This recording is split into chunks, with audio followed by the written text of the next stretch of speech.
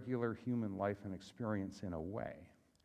They're very hard to date because they don't refer to specific events. There's not a fall of a temple in there, or, you know, a good Roman prefect in there, so you could date it, something like that. And it becomes very difficult to date. They're just not interested in that kind of thing. When scholars try and date them, they date them according to their literary style, more or less, and other references to them in other literature is what they do. There are other aspects of wisdom literature of things in the Bible. One is the book of Proverbs. Now, if I said a penny saved is a penny earned, you will recognize that immediately as something that's not from the book of Proverbs, but it's from Ben Franklin, who's the alleged founder of one of the places I went to school. It's not really true. He founded something else that eventually, through hook and crook, it morphed into the University of Pennsylvania, but they claim them, and they got statues of them sitting all over campus, you know. It looks good. So a penny saved is a penny earned would be a proverb. It would be a proverb that is what? We would say a kind of conventional proverb, at least in an American economy. You save money, it's the same thing as making money. Okay? Particularly if there's any interest involved. And Franklin was quite well aware that there was interest involved. He was actually a very practical man. Lucky for us, because if there hadn't been a practical man at the Constitutional Convention, I'm not sure you would have had a constitution. You see what it's like now with very few practical people in Congress. So, okay. So you'd be happy that you get someone who's practical. And Franklin clearly was. But so a fair amount of literature, of wisdom literature, some of Proverbs, is a matter of sayings that people think of as conventional. Kind of like a penny saved is a penny earned, but not exactly. So if you look on your outline down here, you say, conventional wisdom literature offers guidelines for largely untroubled manners of living. So here's Proverbs 12:21. No harm happens to the righteous, but the wicked are filled with trouble. Well, maybe, and but it's a saying, and it has to do with certain things. You'll notice that the book of Job, when we get through it, is directly opposed to something like that. Again, you want to remember, it looks like one book, but it's actually a library. And if you go over to the library at the college, they still have some books in there. They haven't gone completely electronic and coffee machines yet, but, you know, being a librarian in the contemporary world is a tough job. And because no one wants to go to have books, and they don't want to pay the money to put them up. And then pretty soon you wonder, what are you going to do with a library? The answer, coffee machines. But, well, because it's all electronic, you don't have to go there. You see the problem right away if you've got a building for a library. You want to have a library, it's got to be important, but you don't know what's going to be in there that anyone has to go get. Coffee. All right, but now, so if we say conventional wisdom literature, that you have that stuff in Proverbs, but again, we have a book of, a collection of books, and they don't always agree. They can be in debates and arguments with each other. And it happens all the time. And that's kind of fun. You would think that if you went to a library and pulled down, I don't know, 30 books or 67 books or whatever, 66 in a Protestant Bible, they wouldn't all say the same thing. And they don't. And so one really interesting question to ask is why anyone would include in their sacred library books that don't all say the same thing. Why would they do it? We could, if we wanted to, decide that we alone have escaped with the knowledge that there are books in there that don't all say the same thing.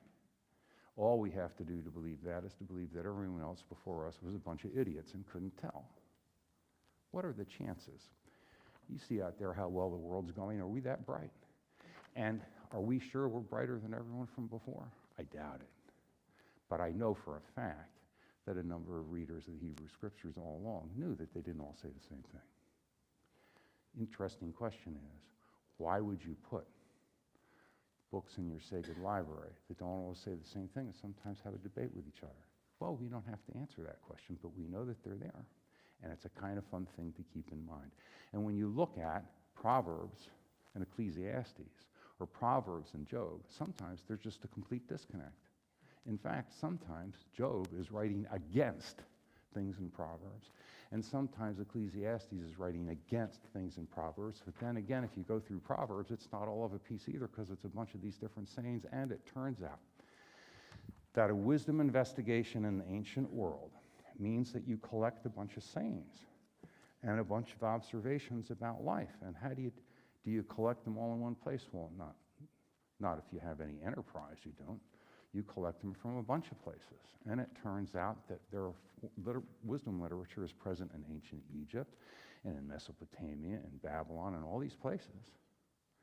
And the people who collected wisdom literature in Israel sometimes drew on those and they pulled them in. Why? They're trying to figure out a meaningful and appropriate way to live a human life in God's world. That's what they're trying to figure out.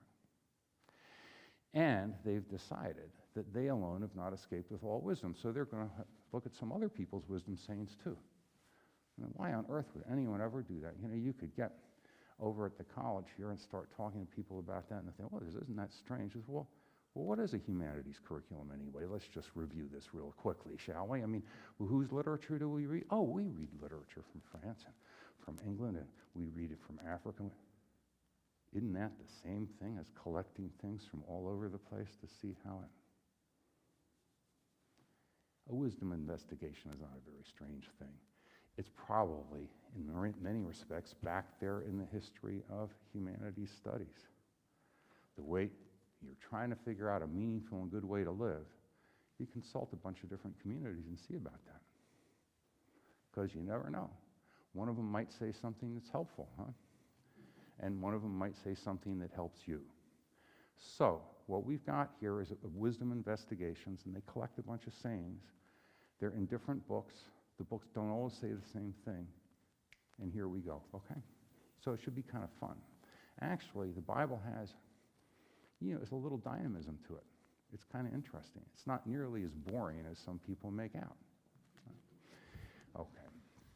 All right, so we have here in the book of Job a kind of wisdom literature. Now, if some wisdom literature is called conventional, because it looks like it offers guidelines for accepted and largely untroubled manners of living, like no harm happens to the righteous, but the wicked are filled with trouble. If you ever wanted a reason to be righteous, there it is. Nothing bad will happen to you. And not to be wicked, you're going to have all manner of trouble.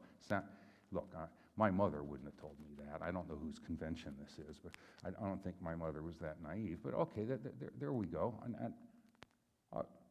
Some wisdom literature is called conventional.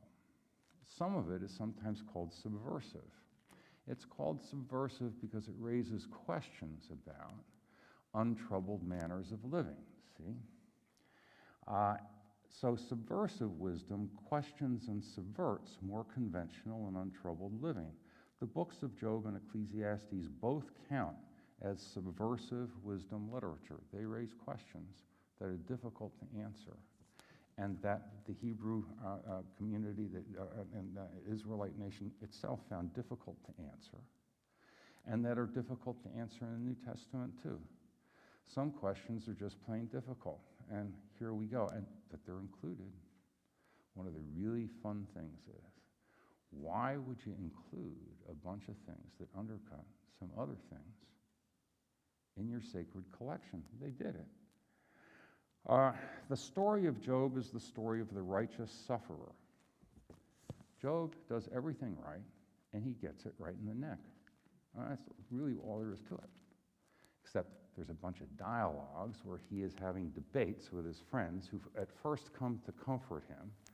Their best move is they show up, they see that he's looking low and mean, and they shut up and they sit there for 3 days. That is their best time out. Then they start opening their mouths. Not their best time out.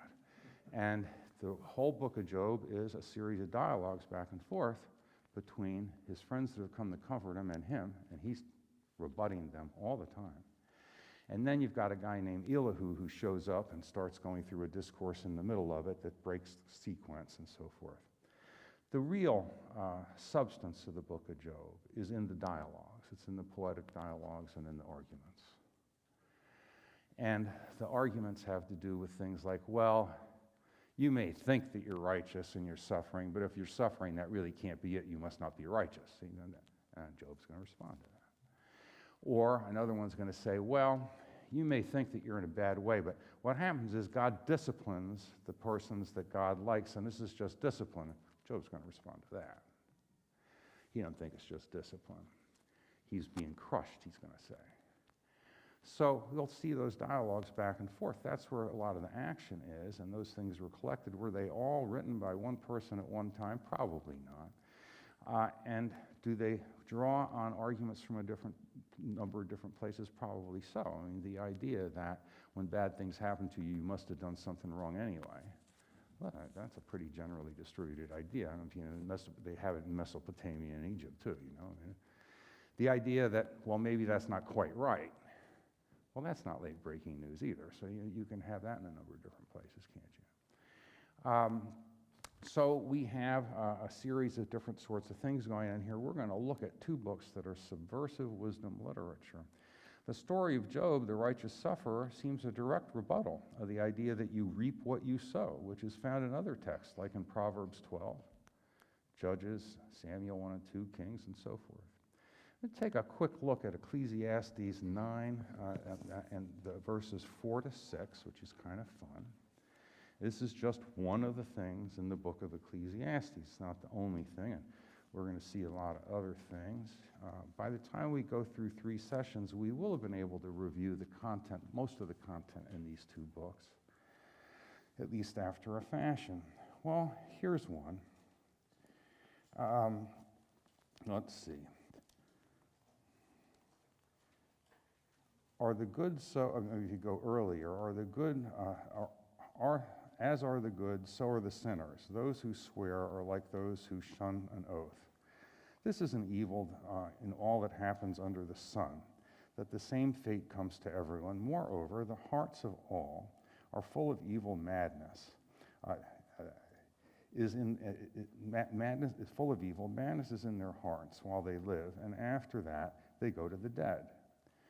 But, and here comes the first, but whoever is joined with all the living has hope.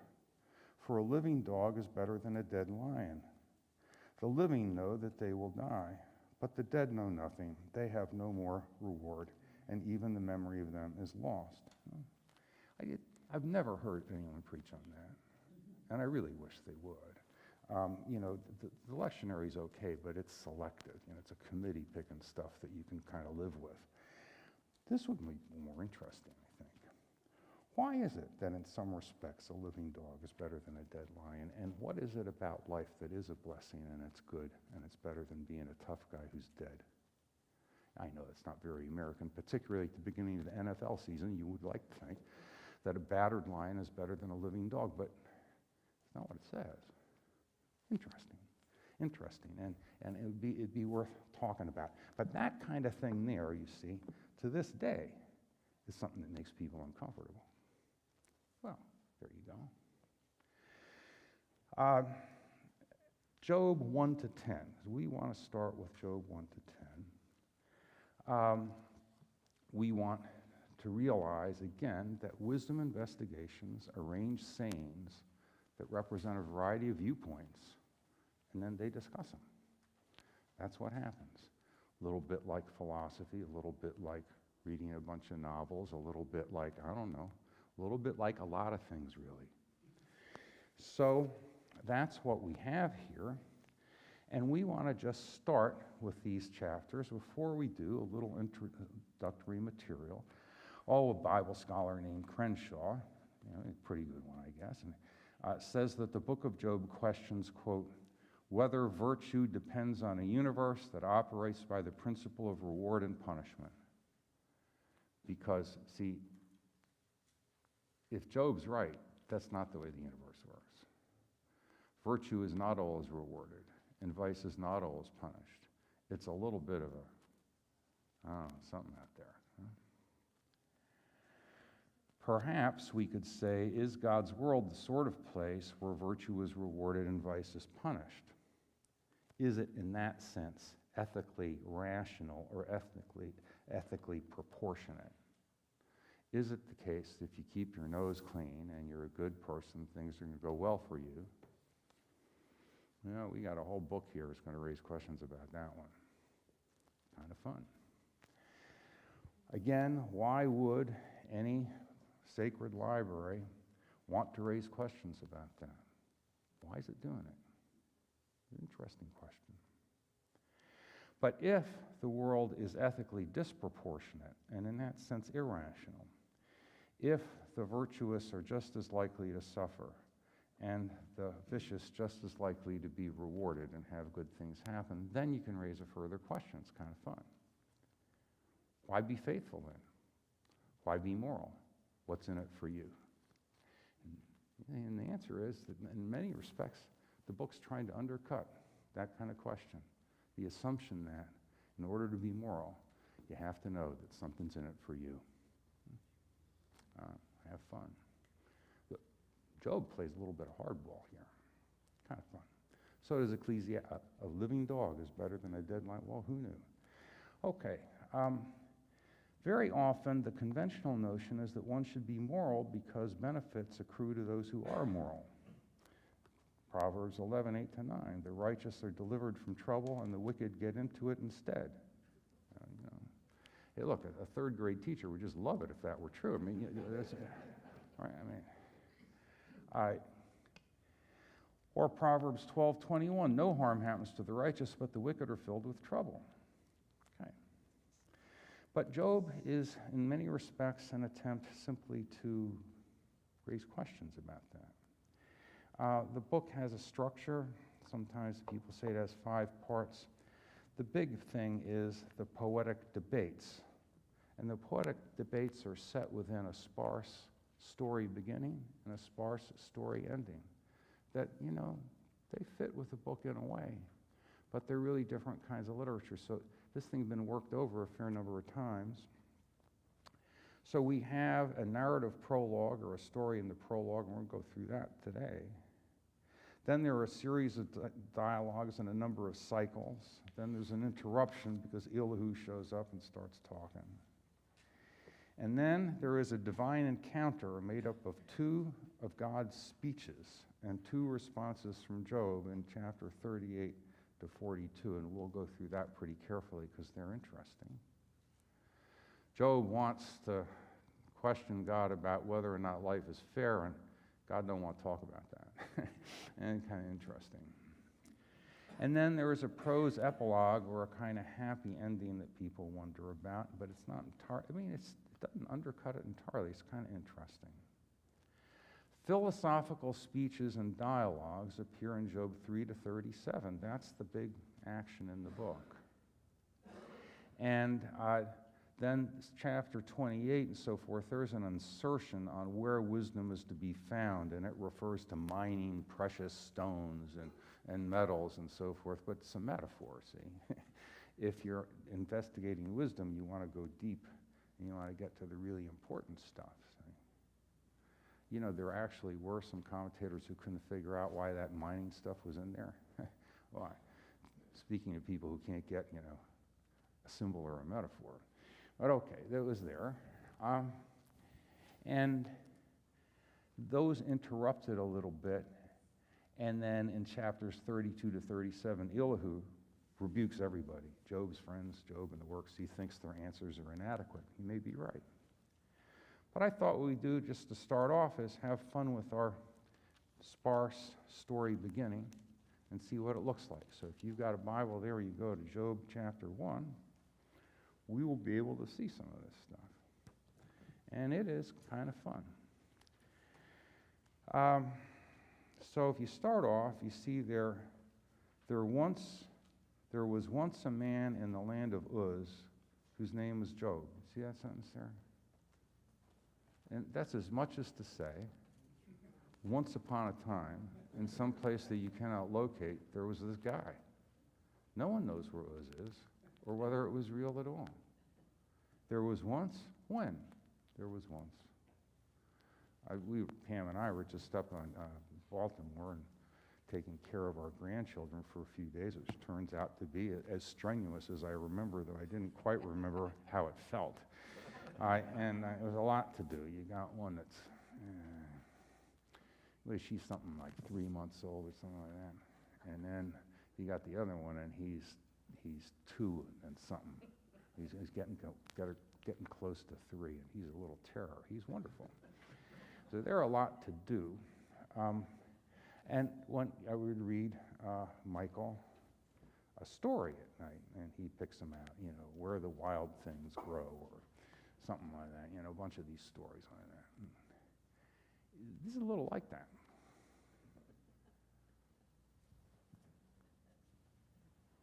There was once a man in the land of Uz whose name was Job. I could have started a story like that for Michael. He wouldn't have batted an eye.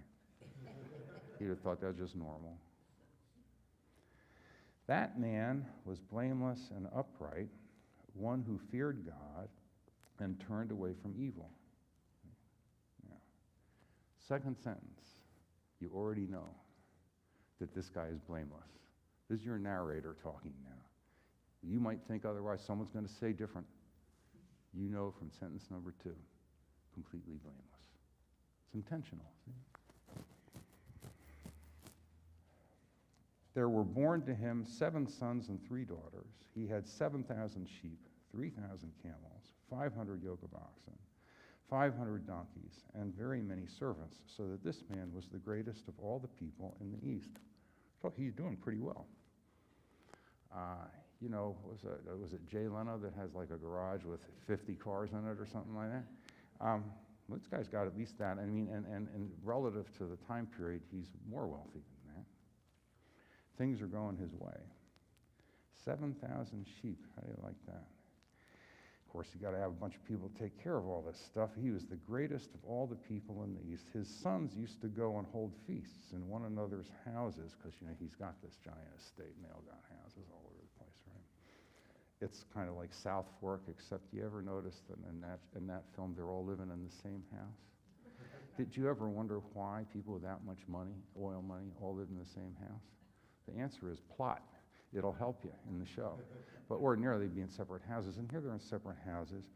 They used to go and hold feasts in one another's houses in turn, and they would send and invite their 3 sisters to eat and drink with them. And when the feast days had run their course, Job would send and sanctify them, and he would rise early in the morning and offer burnt offerings according to the number of them all. For Job said, "It may be that my children have sinned and cursed God in their hearts."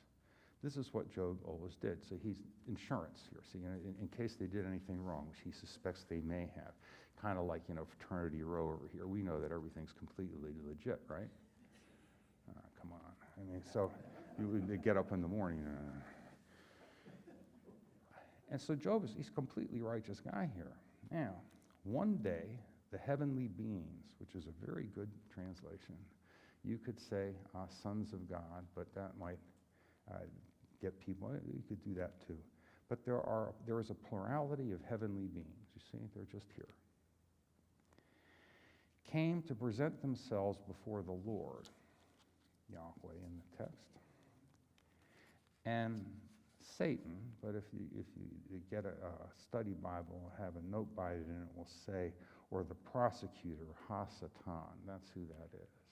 And he's one of the divine beings, and he is the prosecutor. He will morph in different texts and with certain interpretations into Satan the devil. But he starts off as Hasatan, one of the divine beings who's the prosecutor. And we'll see how he operates in a moment. So one little thing here, and you can get it from reading Milton too. Satan is Lucifer, the fallen angel of the morning. Satan is not an evil nature created evil. Satan is a corrupted good, just like us. See? Okay. So here we have Hasatan, and the Lord said to the prosecutor, or Hasatan, "Where have you come from?" And the prosecutor answered the Lord, "From going to and fro on the earth and from walking up and down on it." The Lord said to Hasatan, "Have you considered my servant Job? There is no one like him on the earth, a blameless and upright man who fears God and turns away from evil." I thought. So I've been going around looking, and I've seen, but you see my servant Job? He's really terrific.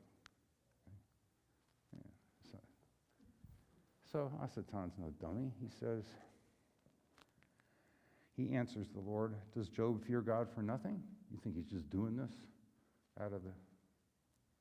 Have you not put a fence around him and his house and all that he has on every side? He's protected everywhere, man. Nothing bad happens to this guy. Of course he thinks you're pretty good. The thing is, nothing bad ever happens to him. You have blessed the work of his hands, and his possessions have increased in the land. He's got everything. Don't point to this guy and tell me that there's great virtue out here. He's got it all. So what does God say? Well, it's not quite there yet. So Satan says, but stretch out your hand now and touch all that he has, and he will curse you to your face. Let's touch him. Let's give him a little bit of a hard time here. He'll do that. And the Lord said to Hasatan, very well, or basically, you're on. It's a heavenly bet. Okay? You'll be entirely familiar with how helpfully virtuous it is to have a heavenly bet about a guy and send all sorts of plagues upon him and everything else. This is a bad deal. This is the way it's set up. So Job is about to suffer because the Lord and Hasatan having a little heavenly bet. The Lord said to Hasatan, very well, all that he has is in your power. Go ahead. Only do not stretch out your hand against him. You can't hurt him physically. Just take all his stuff. Take everything. And boy, by stuff, they mean a lot of things. You can see this in a minute. So Hasatan went out from the presence of the Lord, and he's going to go work his dastardly deeds with divine permission, because he can't do it apart from divine permission, you see. So Satan is not an independent agent. Okay. Job loses property and children coming of it. One day, when his sons and daughters were eating and drinking wine in the eldest brother's house, a messenger came to Job and said, the oxen were plowing and the donkeys were feeding beside them, and the Sabaeans, the dastardly Sabaeans, fell upon them and carried them off and killed the servants with the edge of the sword. I alone have escaped to tell you. Taken your donkeys, killed a bunch of your servants. I made it out of here. I'm just telling you. While he was still speaking, another came and said, the fire of God fell from heaven and burned up the sheep and the servants and consumed them. I alone have escaped to tell you. Oh, there goes the sheep. While he was still speaking, this is pretty rapid succession here, right? Another came and said, the Chaldeans formed 3 columns, made a raid on the camels and carried them off, and killed the servants with the edge of the sword. I alone have escaped to tell you. There go the camels. While he was still speaking, another came and said, your sons and daughters were eating and drinking wine in their eldest brother's house, and suddenly a great wind came across the desert, struck the 4 corners of the house, and it fell on the young people, and they are dead. I alone have escaped to tell you. There go those kids. Then Job arose, tore his robe, shaved his head, and fell on the ground and worshipped. He said, naked I came from my mother's womb, and naked shall I return there. I'm not going to have anything to bring with me. The Lord gave, and the Lord has taken away. Blessed be the name of the Lord. Doesn't waver. Right? In all this, Job did not sin or charge God with wrongdoing. That's episode 1. Right? Okay. Now look at chapter 2 is just going to repeat with some other stuff. These are the same words, like a story, one day, the heavenly beings came to present themselves before the Lord, and Hasatan also came among them to present himself before the Lord. Almost directly the same sentence as you had in the previous chapter. The Lord said to Satan, where have you come from? Hasatan answered the Lord, from going to and fro on the earth and from walking up and down on it. Just repeating.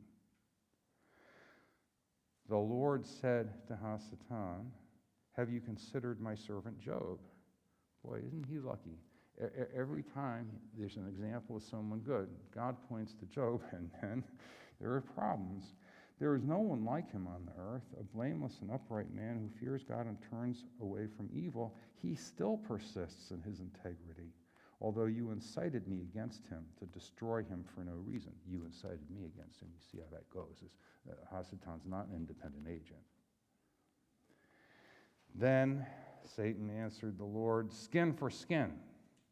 All that people have they will give to save their lives. But stretch out your hand now and touch his bone and flesh, and he will curse you to your face. Let's not just go after the guy's possessions and stuff. Let's go after him physically, and then he'll do it. The Lord said to Hasatan, very well, you're on. He is in your power, only spare his life. You can't kill him. You can do anything else to him. Okay. So Hasatan went out from the presence of the Lord and inflicted loathsome sores on Job from the sole of his foot to the crown of his head. Job took a potsherd with which to scrape himself. You're going to scrape the boils and stuff on it. Then his wife said to him, do you still persist in your integrity? Curse God and die. But he said to her, you speak as any foolish woman should speak. Probably not the line we would want to write these days, but you see what you got here. And then the next line, a very famous one. Shall we receive the good at the hand of God and not receive the bad? Well, that's a kind of interesting thing. Hey, Jonathan Edwards quoted, Jonathan Edwards' wife, Sarah Edwards, quoted that on the occasion of his death. You know how Jonathan Edwards died?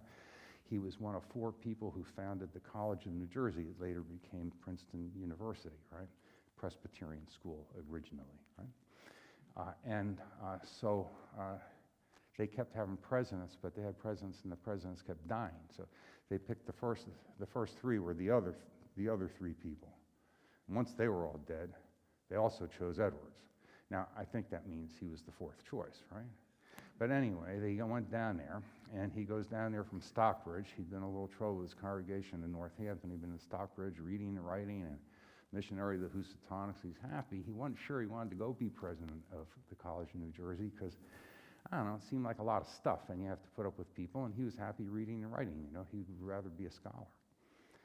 And he got down there, and they were having a smallpox epidemic, and so he got inoculated, see, to prove to everyone it was okay, and it wasn't, and it killed him, and he had pustules in his throat, and he couldn't breathe, and he died, see, and his wife, of course, was not there. She was still up in Massachusetts, and she couldn't find out about it right away. There's no cell phones or anything, right? So she gets a letter from his physician, and she gets the letter, and then she writes back and says, the great and good God has sent this dark and terrible cloud upon us. Look at that. That's pretty interesting, huh? She thinks it happens in God's world, and then quotes this, shall we accept the good and not the bad? Oh, no. Well, it just goes to show you, even in New Jersey. So, which is where I grew up. I mean, so I didn't grow up in Princeton. I mean, it would have been different. But, okay. So in all this, Job did not sin with his lips. Okay, so that's our setup for the book. And now you know what's happened to this guy. And then what we get is, now when Job's 3 friends heard of all his troubles that had come upon him, each of them set out from his home. Eliphaz the Temanite, all this stuff, Bildad. They met together to go and console and comfort him. When they saw him from a distance, they did not recognize him, and they raised their voices and wept aloud and tore their robes and threw dust in the air upon their heads. They sat with him on the ground 7 days and 7 nights, and no one spoke a word to him, for they saw that his suffering was very great. I used to teach with a guy, Bill Oglesby, at Union Seminary a long time ago. He was one of the big figures in pastoral care at the time. When he would read this, he read it like a pastoral counselor, and he said, you know, when they said nothing and they showed up, that was the good part. When they opened their mouths to try and explain everything, that was the bad part. So the good part of pastoral care when things go wrong is not to explain everything, it's to show up and be there with people. That's more important. That's more theologically articulate. That's better than an explanation. But okay, so now here we go. And Job is now going to curse the day that he was born. He's not going to curse God. He's going to curse the day he was born. It would have been better if he'd never been born. He wants that day stricken from the calendar. Doesn't want it there anymore. Take it out. He wants the stars of its dawn to be dark.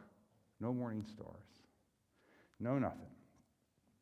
He wants to know why he didn't die at birth and just expire. Then by now he would be lying down and quiet. I would be asleep, as he says in verse 13, be at rest with kings and counselors of the earth who rebuild ruins for themselves. He would be in Sheol, the underworld, which is not a punishment. It's where people go and they die at this point. And no one's really quite sure what they do there, but it's different and darker. Okay, so he wants to say that the light is given to him, but there's a lot of misery, and it's not good. Now, we have the first sort of guy who opens his mouth is Eliphaz. And Eliphaz says that Job complains when troubles come to himself. But the innocent do not perish. He wants to say, look, you're pretty wise when other people are suffering. But now that suffering has come to you, you're just complaining. And he wants to say, look, mortals are never righteous before God. And so God reproves and disciplines. And then in chapters 6 to 7, Job is going to reply that he's not being disciplined. He's being crushed. I can't survive this. This is not discipline. This is something else. How have I gone wrong? Chapter 6, verse 24.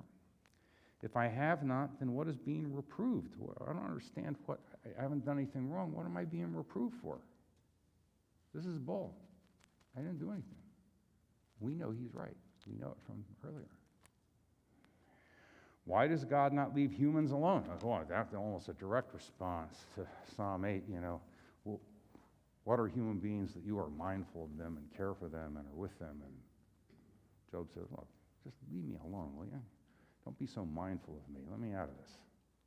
That would be better. But he hasn't cursed God. So that's his first exchange there with Eliphaz. And Eliphaz says, well, no one's entirely righteous. But he says, well, look, I haven't done anything wrong here. And this is not just discipline. It's killing me. It's too much. Yeah. My family's dead. I got sores on my body. This is discipline. Let's finish it off. Okay, then we have coming up an exchange with Job and Bildad. And this is after Job has pointed out that his complaint is just. If you see chapter 6, verse 17, see, what are human beings that you make so much of them, that you set your mind on them, visit them every morning, test them every moment? Will you not look away from me for a while? Let me alone until I swallow my spittle? Could you just leave me alone? And almost a direct response to Psalm 8. What are human beings that you are mindful of them? There it's positive. Here, okay. Now we go to chapter 8, and we have Bildad. Bildad says, does God pervert justice or pervert the right? He wants to say that God never does that. And so there must be something the matter, see? He counsels Job to repent and seek God. Repent. Okay? Job says, well, repent for what? But I can't contend with God, who knows all and has made everything. God's a big shot. You're asking me, I want to know what's going on here, but I can't get, he doesn't have to come when I call. He's the big shot. If I summoned him, he would not listen to my voice. He is too strong, not immortal as I am. There is no umpire between us who might lay his hands upon us both. So, you're watching some kind of sport or something, the umpire shows up with authority. get in there and mete out punishment. Or you go to a courtroom, and there's a judge and there's a state, and they get the conflicting parties in there, and the judge can say something that's going to stick, maybe. But anyway, he says, can't do it. I can't do it because God is so strong, no one can make him come. This is unfair. This is disproportionate. I can't get a fair hearing here. Does it seem good to you, that is to God, to oppress, to despise the work of your hands and favor the schemes of the wicked? What's going on here? This is a complaint. He's not cursing God, but it is a complaint. He doesn't think it's just. So, that by way of introduction to the book of Job and Ecclesiastes. We still have a few minutes here, and we'll go on to other things that they say, which will be pretty interesting, I think. And we can talk over whatever you want to talk over. But it is wisdom literature. It's subversive. It's not one of these things where everything works out fine. It's not one of these things where everyone's happy all the time. Huh? It's something else. But it's sitting there in your Bible, right? Yes, sir. Something that has always interested me in Job, and it comes about in this first chapter. I'm sorry. It comes about in this first chapter, and you don't find it many places in the Old Testament, but you have a plurality of deities. Mm-hmm. You have it in Genesis when you have Satan talking to Eve. Mm-hmm. And the language sounds a little bit similar, where you've got what would happen if. Mm-hmm. And I think it goes to question, does God cause bad things to happen? Or is there something else, like Zoroastrianism, where you have a good deity and a bad deity?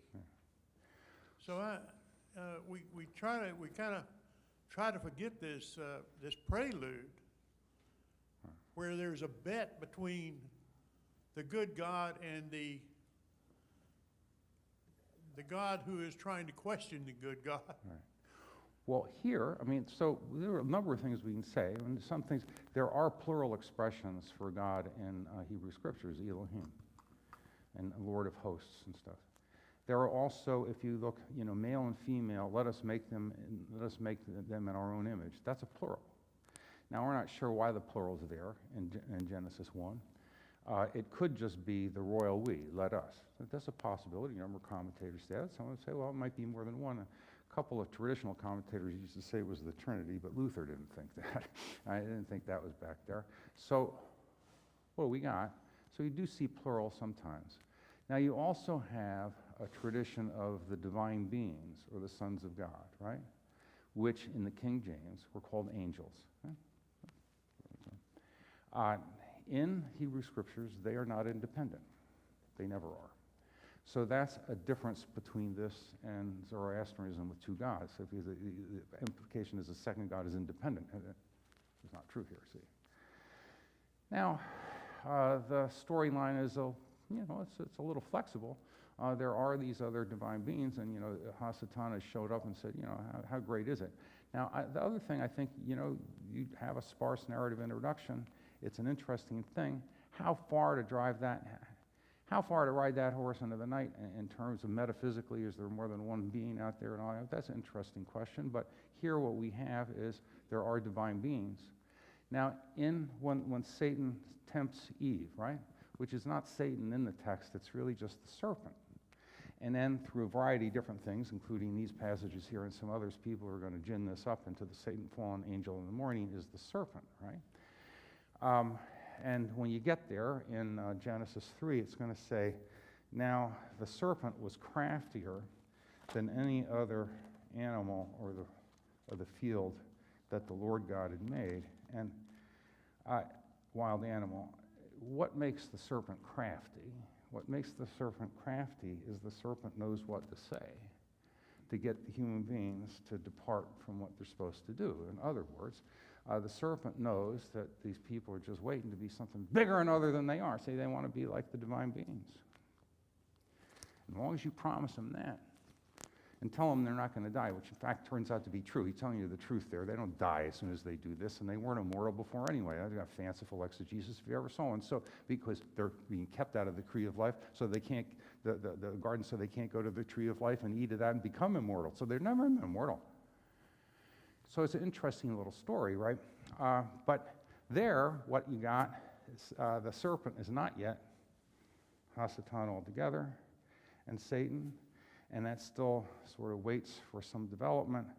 But the serpent is a creature of God. So now suppose you start reading Milton's Paradise Lost, good Puritan poetry. So, you got a question on your hands, like, how come a good creation messes up? How come? Answer, the serpent. The serpent did it. It sounds pretty good, and you may not like snakes, but they are creatures, aren't they? So how come the serpent's there already to mess things up? Well, Milton, this good Puritan poet, he's going to write you an epic poem. And it's going to turn out there was a fall before the fall, where Satan tried to do stuff and then gets banished, and then is going to try and come back to the earth, see, and do this sort of thing. You get the wonderful poem. But you don't have a logically self-consistent explanation. It's still a creation that just messed up. Right? That's an interesting idea, too. Why would someone have a creation that messes up, that is, corrupted goods as opposed to complete evils? It's an interesting question. Now, if you had things that were completely evil by nature, then they would just be the way they're supposed to be, right? This story is unwilling to concede that. Anything that is bad is not really the way it's supposed to be, even if it's statistically normal. And you're not saying that you go out there and everything's good, but it's not the way it's supposed to be. Refuses it. And the other thing it does is it means that you have obligations even to your enemies, and even to chronically corrupted goods still have obligations to them. Now, your tradition is willing to pay that kind of a price, a price of somewhat incoherence, in order to maintain those things. You want a more logically self-consistent religion? Go for Zoroastrianism. Look, there's a bad God, there's a good God, they're fighting it out, there's bad and good things here, and there it goes. You have no problem with an explanation for why bad things are in the world. It's just there. Which one is really the way things are supposed to be? Well, that's tough to say in Zoroastrianism. They got to fight it out. But that's not what's going on here. So you're right. You've got plurality of divine beings, but not plurality of governing gods. There's always one God in charge of the whole thing here. And you can see that in the Job passage, too. So Hasatan can't do anything unless God lets him, right? Or even maybe does it for him. Unclear there. So it turns out the Bible wasn't written by some sort of philosopher who's trying to be metaphysically self-consistent. I know that's disappointing, but we have some people like that in the philosophy department, but that's not who wrote this stuff. And they didn't want to either. And one interesting question is, why didn't they want to? It's right up there with why put these books next to other books. Kind of fun. Yeah. And try other things. This is going to be very famous literature that you look at. And you're going to see a lot of really interesting things. And I'll tell you what you could do. If you can read those chapters, starting chapter 38 to the end of the book of Job, that's great. Won't be too hard to do. And then another week, just read the book of Ecclesiastes, like something like 12 chapters, something like that. It's not real long. And it'll be real interesting. And you will see in the book of Ecclesiastes that it's tough to live under the sun, where you can't control stuff. And one of the best things to do is to enjoy your toil, and once in a while to eat and drink with friends, which, if you think about it, is Eucharistic. It's like the suppers of Jesus. Pretty interesting. So people are not so sure that Ecclesiastes is a negative book, but it's a little different than some things. It's a little different than saying, if you're just a good person, you'll get everything behind curtain number 3. No one's saying that here. Okay? So we'll just have fun with some wisdom literature for a little while, and you can raise any questions you want. Okay? All right. See you. Thank you, Doug. Sure.